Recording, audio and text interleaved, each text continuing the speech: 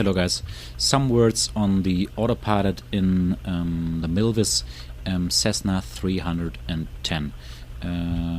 So this thing is said to be modeled faithfully to the original, or let me just read out what they say on their website.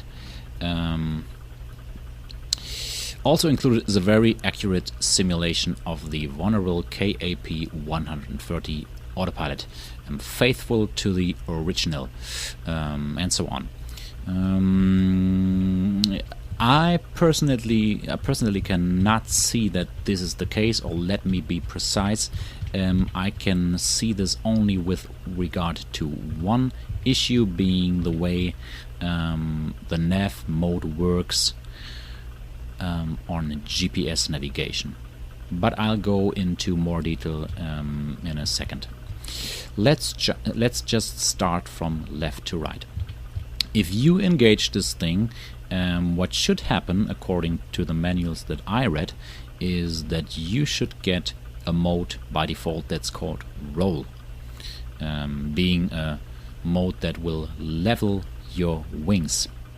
It's not happening. Of course, I tested this all in the air, and it's not happening there either.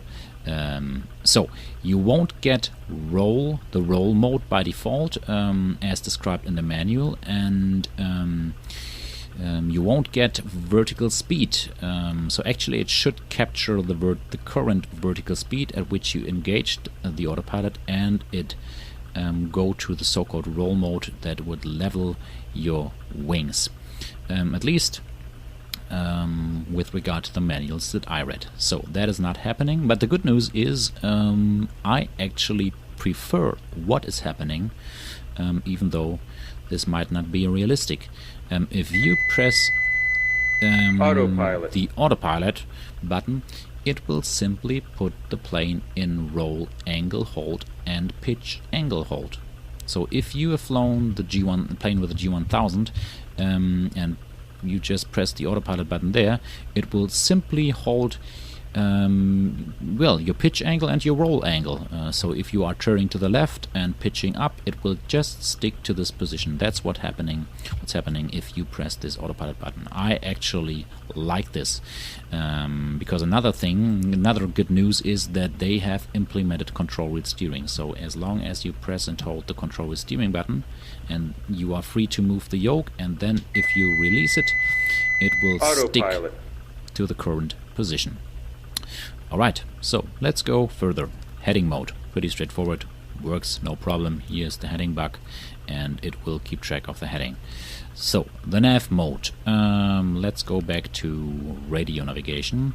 And yes, you can track down a localizer and a VOR. Both works just fine. You can also fly a back course. Let's say, let's tune in this VOR that is behind us. Now the needle is pointing behind us because we tuned in this VOR. And if I go to reverse now, we could lock onto this radial and fly the back course. Just a little issue, it should enunciate reverse here, not NAV. It should say reverse, but again, not a big deal because it's actually flying the reverse course. So, what about the GPS navigation? That's the tricky part. That's where they modeled this thing faithfully to the original. If you wanna use GPS navigation, you cannot simply switch this to GPS and then press NAV. You actually have to set the course of each leg here. So this leg has a course of 260 degrees. Then you have to select this here. I want to change this to 260 degrees. And by the way, I'm using shortcuts to do this, and I activated the OBS data output so that I really know which course I actually have selected here.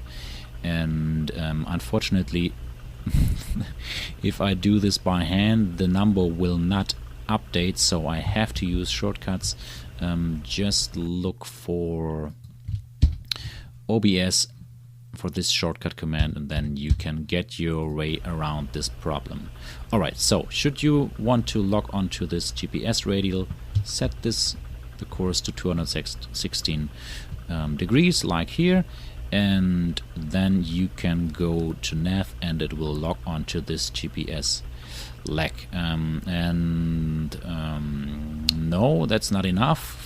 You have to update this for every upcoming leg. So should the next leg have a course of 185 degrees, update this to 185 degrees. In between you could of course switch to heading select in order not to mess things up. Alright, so this is modeled faithfully to the original, but that's all, at least as I can see it. Let's proceed further. The approach mode, if you press this, it arms the glide slope. Very strange, as I'm pretty sure, or let me put it this way, I think this should arm the approach mode. But again, it's not a big deal, because this annunciation will actually result in capturing the glide slope and the localizers. So should you be wondering if you can fly an ILS approach with this thing, yes you can. This button, this so-called glide slope mode, will capture not only the glide slope but also the localizer. Again, one side note, I've tested it, and when arming this and then being right on the spot, it will not capture, or many times it will not capture. But then if you are on the spot and just press the button again, suddenly it works. So I'm not sure if that's meant to be this way, but again, if you know how to get your way around this, it gets the job done. But you see, there are a lot of issues with this thing going on, and it's not perfect by any means, except from the GPS navigation. And well, the nav function works flawless. So the radio navigation works fine, heading select works fine, and yeah, these things work. But well, the approach mode is a bit strange. Okay, what else? Altitude hold. Altitude. Pretty straightforward. It works. There's another issue here.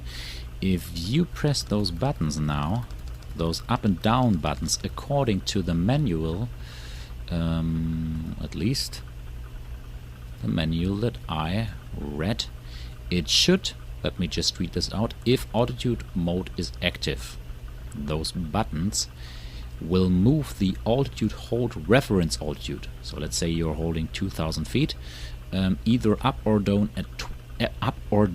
at 20 feet per press. In other words, should you be holding an altitude of 2,000 feet and press up, it should change this value to 2,020 feet, and so on.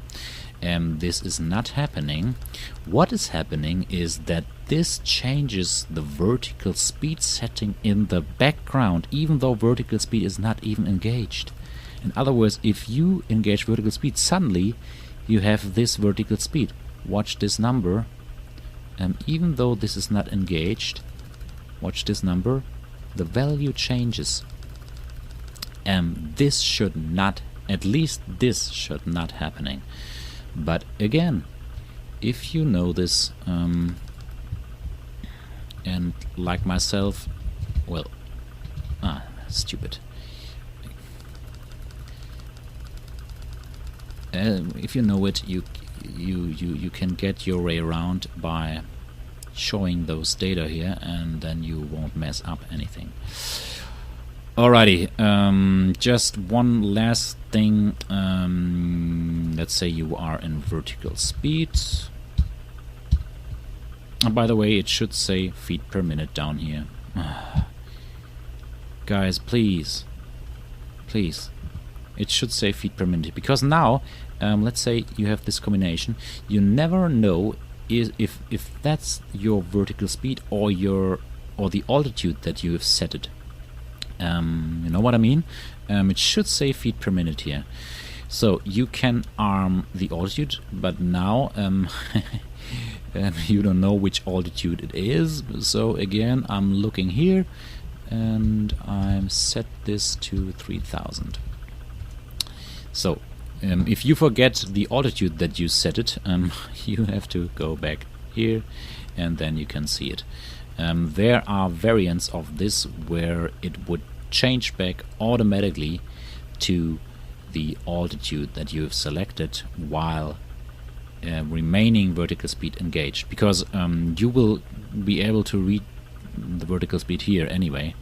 If this is engaged, it's would be much better if this would just switch back to the selected altitude. Alright, because if you disengage vertical speed, let's say to see what altitude you have set it here, then the mode is disengaged. It will switch back to pitch, angle, hold. Alright, I hope this makes all sense, because it's very dry, I know, but supposing you're watching this video because you are interested in how this works and what you will get. So you get a plane with a wonderful flight model, a perfect interior. By the way, there is no trim Autopilot indication. Another thing, there is no trim indication here. So I would have to open up another data output that's showing my trim indication. That's a bit of a pity. But despite the autopilot issues and the missing trim indication, the plane is good. The interior looks perfect, the sound is perfect, the flight model is perfect, the set of instruments is perfect. You have those two Garmins, you have the ADF, you have a DME, which I really like, you have those needles. Those instruments are very clear. It's just those autopilot issues that they just haven't tested it properly. It's a bit of a pity if you regard the price, because it's probably the most expensive general aviation aircraft add-on that I know for X-Plane. Thanks for watching and goodbye.